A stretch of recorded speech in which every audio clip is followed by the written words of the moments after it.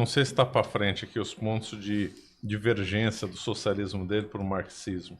Vamos deixar isso para depois? A gente pode falar do porquê, qual era a relação de Hitler com o marxismo Isso, agora, que então vem tá muito a ver com isso. Então vamos lá.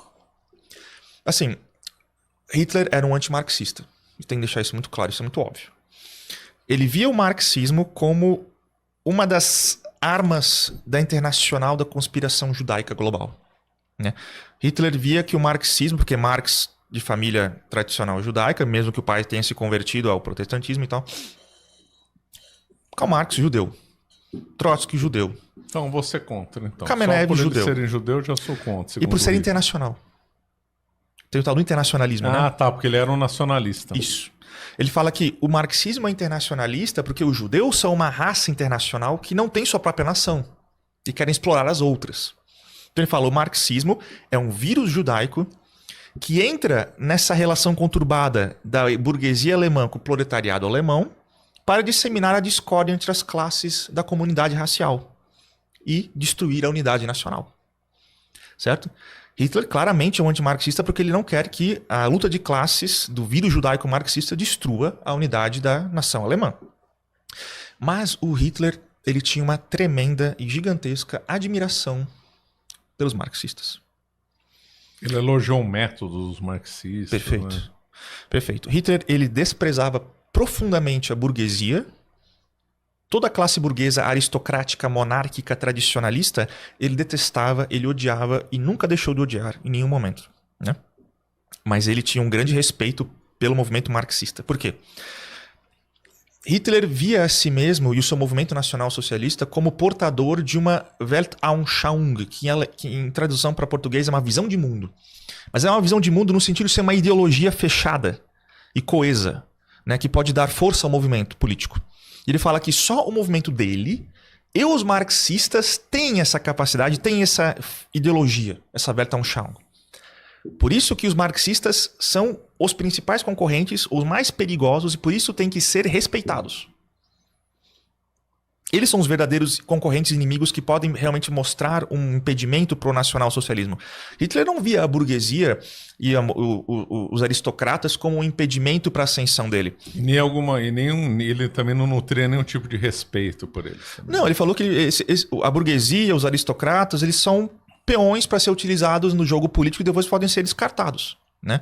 Mas os marxistas têm que ser levados a sério, e por isso que ele aprendeu com os marxistas, porque eles são verdadeiros revolucionários, né? E Hitler também se via como um revolucionário, mas de uma estirpe concorrente.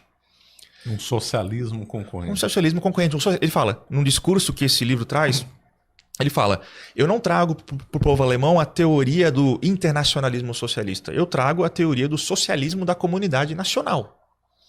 E por isso que o marxismo é meu único concorrente sério, né? O resto eu posso destruir fácil e vou fazê-lo depois. Mas o marxismo, temos que aprender com eles e utilizar as suas próprias técnicas contra eles.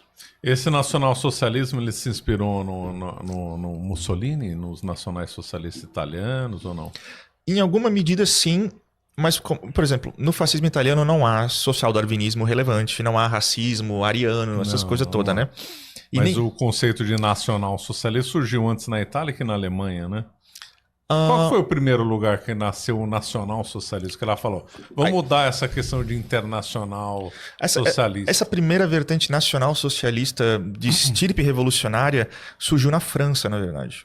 Surgiu no final do século XIX com Georges Sorel e os sindicalistas franceses, junto com o Charles Maurras, do nacionalismo francês. Não funcionou lá. Mas as ideias se propagaram.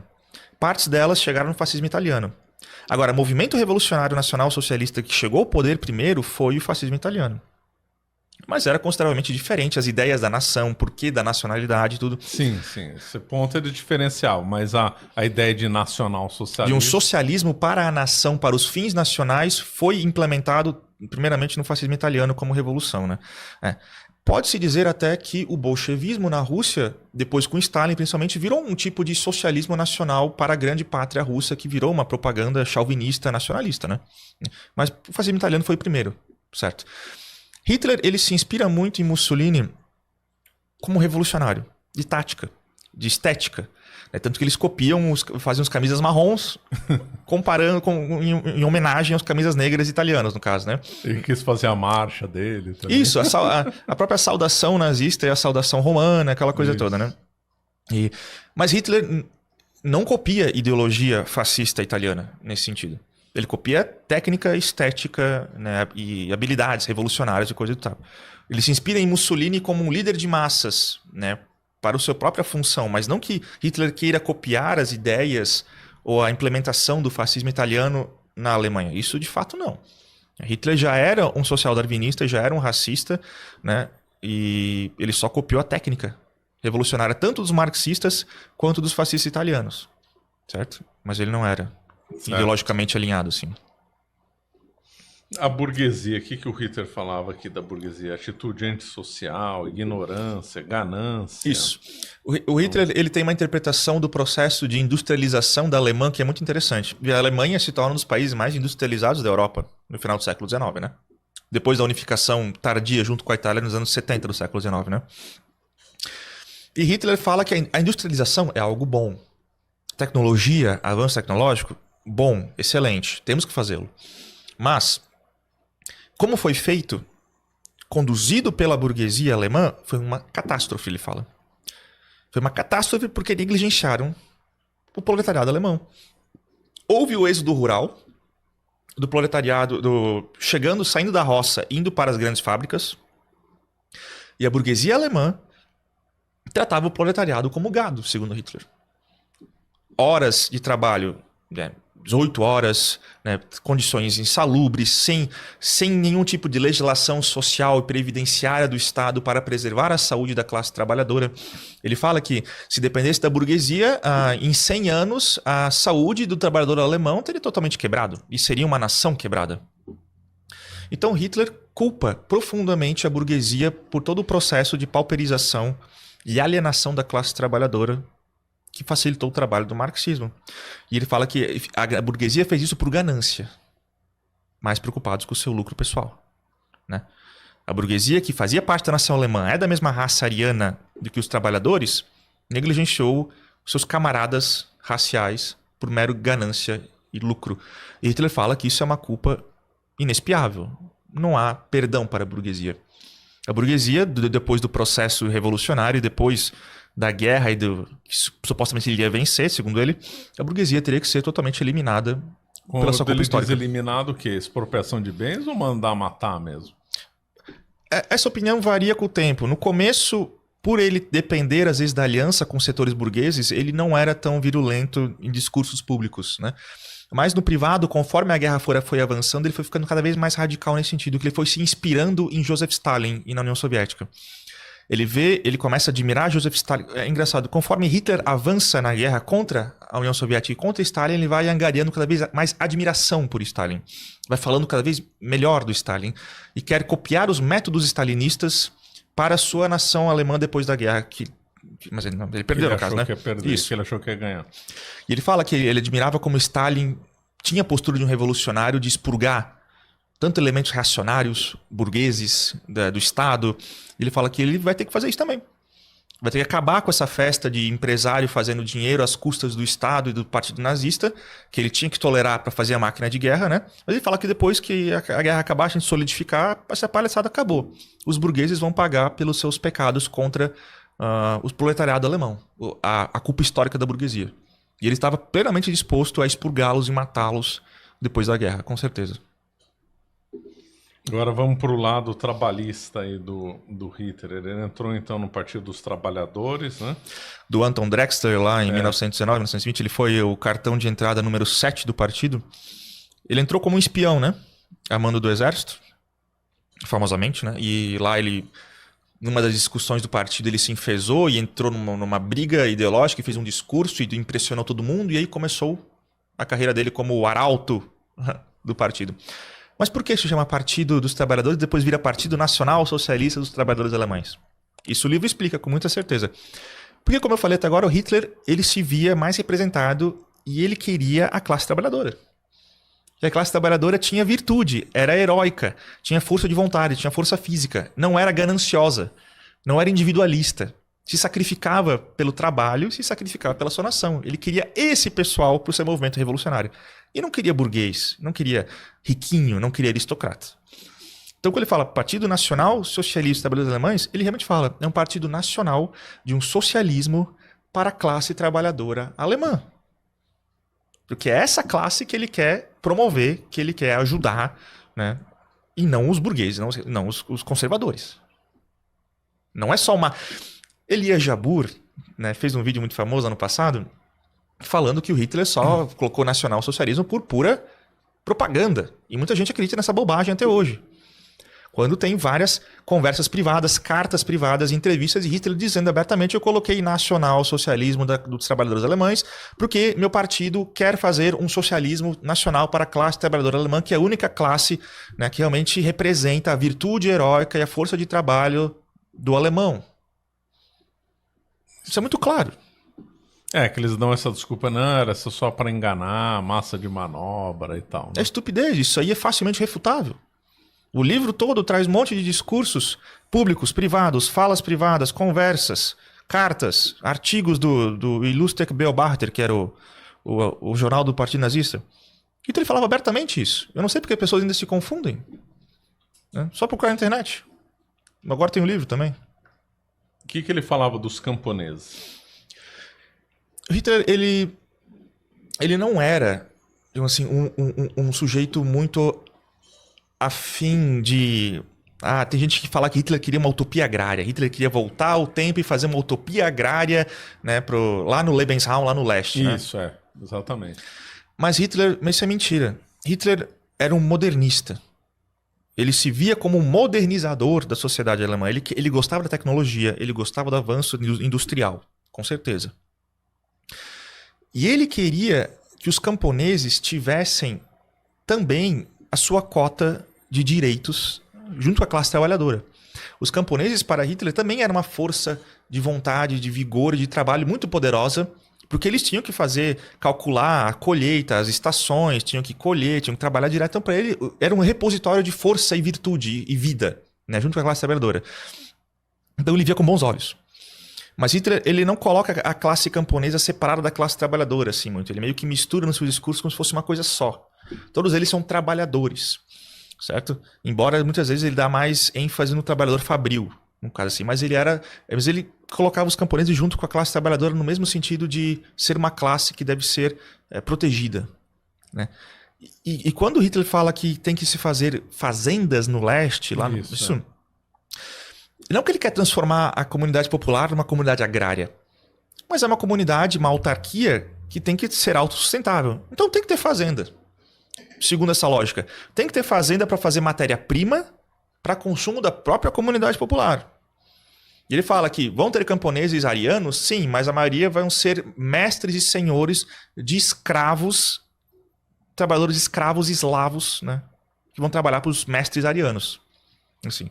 Mas não que ele queria ser uma utopia agrária, assim, isso é ridículo. Mas de fato ele defendia a escravidão dos eslavos, né? Não, com certeza, ele fala que na autarquia alemã, se ele ganhasse a guerra, o trabalho escravo ia ser necessário, sim, das raças inferiores, principalmente na agricultura. Né? Porque ele falou que ele não quer deixar os arianos, né, destruírem seus corpos e suas saúdes, quando ele pode deixar as classes inferiores fazer o trabalho sujo para os mestres arianos, né? Nossa, que horror, né? Coisa assim, totalmente. Totalmente abjeta, né? E, de fato, que medidas econômicas o Hitler promoveu na Alemanha? Depois que ele chega no poder, né? Em 33. Veja, isso é uma coisa muito clara que tem que se deixar muito claro. Quando se fala do período de 33, principalmente a 39, antes da guerra, pessoas falam, o Partido Nazista e Hitler eles fizeram XYZ ali, logo eles são capitalistas, logo eles não sei o que. Gente, primeira coisa, vocês têm que ler o Mein Kampf. Se tu vai falar de Hitler, obrigatoriamente tem que ler o Mein Kampf. É um misto de propaganda, é muito mal escrito, é enfadonho, certo? Mas há momentos de extrema sinceridade por parte de Hitler. Principalmente no que concerne aos seus objetivos revolucionários. Porque o Mein Kampf foi feito para ser uma cartilha ideológica para o movimento. É para que todo mundo que entrasse no movimento tivesse já a sua Bíblia para se pautar e aprender o básico do movimento nazista para fazer sua militância. Então Hitler ele não fez tudo por propaganda no Mein Kampf. Ele colocou seriamente e com sinceridade os objetivos revolucionários do seu movimento. O que eles tinham que fazer? 2 são os principais objetivos do partido nazista, delineados no Mein Kampf. Primeiro, e eles são conectados. Um vai ser consequência do outro. Destruir a conspiração dos judeus, tanto dos judeus no marxismo quanto os judeus no capitalismo internacional, na bolsa de valores, nas grandes empresas, né? E, consequentemente, destruir a União Soviética, que ele era um Estado controlado por judeus, e tomar as terras da Rússia e da Ucrânia para fazer a sua autarquia. Tudo que o movimento nazista delineou durante 33 e 39 para fazer em questão de rearmamento, em questão de política monetária, em questão de relação com empresas, foi direcionado para esses objetivos. Significa que o que eles fizeram em 33 e 39 era o ideal de uma sociedade para Hitler? Não. Era em grande parte estratégia para alcançar os 2 objetivos principais delineados já nos anos 20 no Mein Kampf. E só depois que ele derrotasse o Estado bolchevique judeu e tomasse as terras férteis do leste, aí que a autarquia e a comunidade popular seria estabelecida. Ali é que seria o ideal da sociedade para Hitler. Não o que aconteceu em 33 e 39. Tem que se interpretar esse período como misto de estratégia pragmática de rearmamento para a guerra. A relação de Hitler com a burguesia naquele período não foi a relação da opinião sincera de Hitler sobre a burguesia. Foi estratégia. Tanto que Hitler estava planejando matar e expurgar a burguesia depois da guerra. E tomar as empresas para a comunidade nacional. Mas mesmo assim ele estatizou a empresa, ele colocou gente dele lá nas empresas, nos conselhos. Naturalmente. Como é que foi essa história? Quando chega ao poder, ocorre a destruição dos sindicatos. Né? O Hitler e o Partido Nazista eles expurgam os sindicatos controlados por marxistas, segundo ele, judeus, né? E ele faz uma grande Gleichschaltung, que é a sincronização. É um processo revolucionário no qual o Partido Nazista sincroniza todas as partes do Estado para estarem de acordo com as decisões do Partido Nazista. E eles criam a DAF, que é o Sindicato da Força de Trabalho Alemã. É um sindicato controlado pelo partido que monopoliza toda a atividade sindical da Alemanha. A DAF ela chegou a ter 38 milhões de membros no seu auge. Isso era quase 50% de toda a população da Alemanha. E todo... Devia ser o maior do mundo, né? Era o maior do mundo? Acho que a Índia tem a maior. População... tu não vai conseguir ganhar da Índia desses caras em população, né? Mas, proporcionalmente, foi um dos maiores do mundo, população, né? E esse sindicato controlou e monopolizou o mercado de trabalho na Alemanha. Todo tipo de contratação de trabalhador em relação com empresas tinham que passar pelos crivos da DAF e pelos crivos ideológicos nazistas. Então eles botavam os seus comissários de preço e relação de trabalho dentro das empresas, que eram filiados à DAF, né, do sindicato nazista, para garantir duas questões. Que a empresa estaria produzindo na quantidade e na qualidade que o Estado demandava para os fins do rearmamento, e se os trabalhadores estavam tendo seus direitos trabalhistas e sua qualidade de vida garantidos. Porque para Hitler, a classe trabalhadora alemã era a principal classe que tinha que ser cuidada, certo? Então o sindicato nazista controlado pelo partido se infiltrou nas empresas, controlou o processo produtivo da economia alemã e controlou o processo laboral e de legislação social na Alemanha. Para fins ideológicos de rearmamento, para esses 2 objetivos do Mein Kampf, e para garantir a qualidade de vida da classe trabalhadora ariana. E quem não fizesse, um empresário que não fizesse isso? Eram expulsos. Hitler ele tinha muito cuidado no sentido de que, enquanto ele estava no processo de rearmamento, ele não queria expurgar no sentido de eliminar e matar. Isso vai mudando conforme a guerra vai avançando, ele vai jogando gente no campo de concentração. Mas antes da guerra, ele tomou muito cuidado para não angariar antipatias necessárias. Então ele não matava burgueses, que nem Stalin fazia. E depois ele se arrepende, ele fala que deveria ter feito isso, na verdade. Mas ele não mata naquela época burgueses, ele só expulsa e coloca a empresa sendo controlada por gente apontada do partido. Né? E como é que se chama? Quando você pega uma empresa e coloca por gente controlada do partido e o partido é um partido único, que é o Estado, não é privatização. Não, estatização. Isso é técnica socialista. Né? Mas, né, e o Elias Jabbour citou um artigo do Germabel dizendo que isso é privatização. O partido, que é o Estado, manda controlar a empresa para fazer X, Y, Z, e isso é privatização. É a mesma coisa que o Stalin fez, só que no Stalin é estatização e socialismo, e no nazismo não é. Aí é diferente. Tanto que Hitler, ele, conforme ele vai avançando na guerra, ele vai vendo que a estatização dos meios de produção pode ser muito viável. Antes ele era um pouco cético, mas ele vai mudando essa percepção para uma... Ele queria fazer uma estatização indireta no começo, por meio do partido, por meio do controle indireto, assim. Mas depois ele vai mudando e fala que a estatização direta é mais eficiente. Porque ele vê que o Stalin está fazendo. Né? Conforme o Hitler vai avançando na União Soviética, ele vê que o Stalin consegue produzir enormes quantidades de tanques. Né? Tem até um famoso áudio perdido que foi reencontrado na Finlândia, que ele está conversando com o general e fala: como é que a gente ia prever que o Stalin ia surgir com 40 mil tanques novos? E o Hitler estava surpreso com isso. E ele fala um tom de admiração. Como é que o Stalin fez isso? Eu quero aprender a fazer isso. Né? Boa parte daqueles tanques era tudo maquinário alemão. Pois é. E também ajuda a... Americano. Land-leasing americano. Land-lease. Dinheiro americano e tecnologia alemã. Lá, exatamente. Fazendo tanque. E o Hitler fala que, como ele estava vendo que o Stalin era super eficiente em produzir armamentos durante a guerra, ele fala: a estatização talvez não é tão ruim. E ele fala que na futura comunidade, talvez possamos estatizar e controlar o processo produtivo mais diretamente e que é algo possível.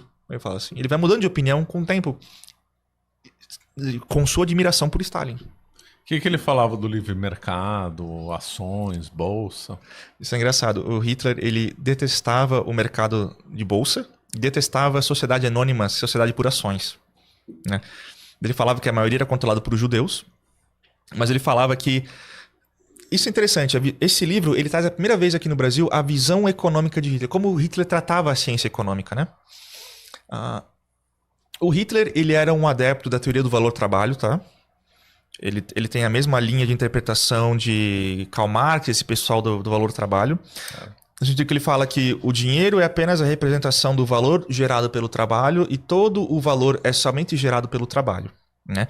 E o ariano é uma raça superior justamente porque ele incorpora na sua virtude o valor do trabalho, né? Então ele fala: a sociedade anônima por ações, os sujeitos acionistas estão ganhando dinheiro, né, por não fazer um trabalho. Ele investe um dinheiro e começa a ter rendimentos imerecidos porque não é fruto do seu trabalho, é fruto de rendimentos de taxa de juros que também é controlado por judeus. Marx não pensaria diferente. E aí o Hitler fala que ele queria acabar com a sociedade por ações, queria acabar com a bolsa de valores e teria que ser algo controlado diretamente pelo processo produtivo ariano da comunidade popular. Não faço nem ideia de como isso seria na prática. Tá? Ele não chegou a abolir a bolsa de valores lá na Alemanha, mas ele pensava em fazer isso depois da guerra. Eu não faço ideia de como seria essa porcaria dele depois da guerra, mas ele falava isso. Né? E ele fala que a economia não tem um poder de ser, digamos assim, uma teoria imutável. A escola austríaca de economia, do Ludwig von Mises, do Hayek, do Rothbard, eles falam que a economia é uma ciência baseada na ação humana, que não muda, portanto. A ação humana é uma constante da natureza humana na história. Hitler é o oposto disso. Hitler fala que a economia e a teoria econômica, elas mudam de acordo com as mudanças materiais e produtivas da sociedade. Parecido com Marx. Né? Nesse sentido é muito parecido com Marx mesmo. Mas ele fala que a política, isso é mudança, isso o Hitler diferencia-se de Marx. A política é que tem que controlar o processo econômico e é a política que vai ditar como a ciência econômica vai funcionar. Marx fala que é o processo produtivo que aí a infraestrutura que representa a superestrutura, né? Hitler é o contrário. Ele fala a superestrutura da política vai controlar o processo produtivo e vai ditar como tem que ser a economia e a teoria econômica. Hitler desprezava economistas. Desprezava economistas que eram céticos, segundo ele, aos seus planos. Né? Falavam que esses economistas não entendem que a força de vontade da nação e do povo e da política é que determina como a economia vai funcionar. É o princípio da primazia da política. Então Hitler ele falava que o Estado demanda que seja produzido tal forma, de tal jeito, vai ser assim, vai dar certo, porque é a vontade do povo. É a vontade do povo encarnada no Estado. A economia não tem vida própria senão fora da necessidade do povo, ele falava. Esse modelo você acha parecido com o modelo chinês, por exemplo? Em teoria econômica, não diria que não, mas na prática, por exemplo, a prática da DAF, que era o sindicato nazista, era muito similar hoje em dia ao que acontece na China, né? A China também tem os seus sindicatos controlados pelo partido chinês, e eles se metem lá nas fábricas, nas empresas, e meio que as empresas na China nunca são exatamente dos proprietários, né? Sempre são... Tem alguém lá do partido, né? É como se toda empresa chinesa fosse economia mista, entendeu? E se você não vai muito de cara com o comissário do partido na empresa, o cara vai falar mal de ti, tu vai sofrer represália, tu vai ser chamado no cantinho, na sala lá pelo líder do partido pra falar que tu tá fazendo merda. Fica de olho, senão pode acontecer alguma coisa, vão baixar teu crédito, ou tu pode sumir por um tempo, tirar umas férias forçadas, sabe-se lá pra onde, né? Parecido. A DF nazista fazia isso em algum sentido também, em alguma medida também com os empresários alemães.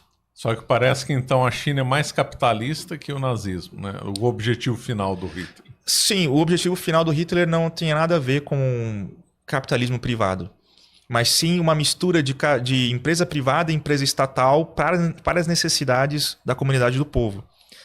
Mas aí a propriedade privada não era privada, é propriedade do povo. Do povo. Você poderia ser expropriado se alguém mais competente que você mostrasse que poderia gerir melhor a empresa para a necessidade do povo, então você se fudeu. Entendeu? O Estado vai tirar a tua empresa e vai te dar pro cara. É isso aí.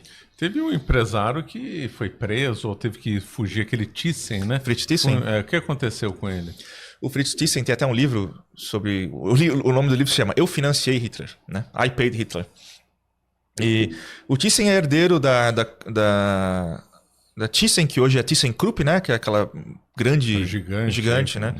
E na época já era gigantesca também, né? É um dos homens mais ricos da Europa na época. E o Thyssen foi um dos únicos burgueses ricos que realmente financiou Hitler antes da tomada do poder em 1933. O partido nazista ele era visto com muitos maus olhos pela classe burguesa. Eles achavam que o Hitler era muito radical e pendia muito para a radicalização política, econômica e socialista. Há várias cartas e conversas entre grupos de empresários debatendo sobre como lidar com o fenômeno Hitler.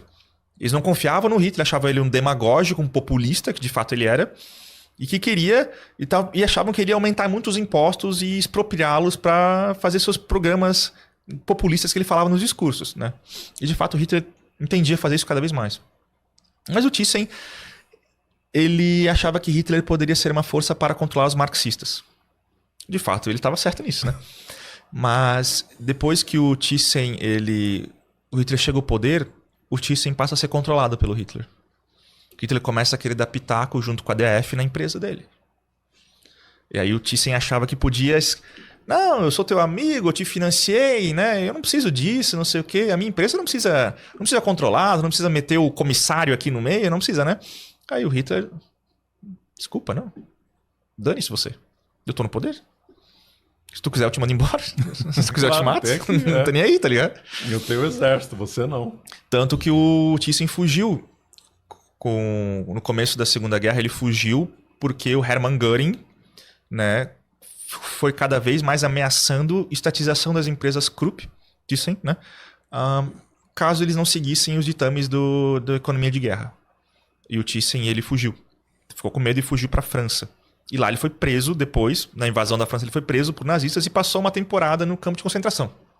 Mas não foi morto. E depois ele escreve esse livro como uma meia-culpa, tentando uma expiação pelo seu pecado de financiar Hitler antes do poder. Né? É assim que Hitler tratava os burgueses. Os utilizava quando queria e quando achava necessário, e provavelmente depois ele faria cada vez mais... o descartava porque ele achava que eles eram um lixo. Você acaba de assistir um corte do Caravelas Podcast. Na tela está aparecendo o episódio completo e outro corte. Muito obrigado pela atenção.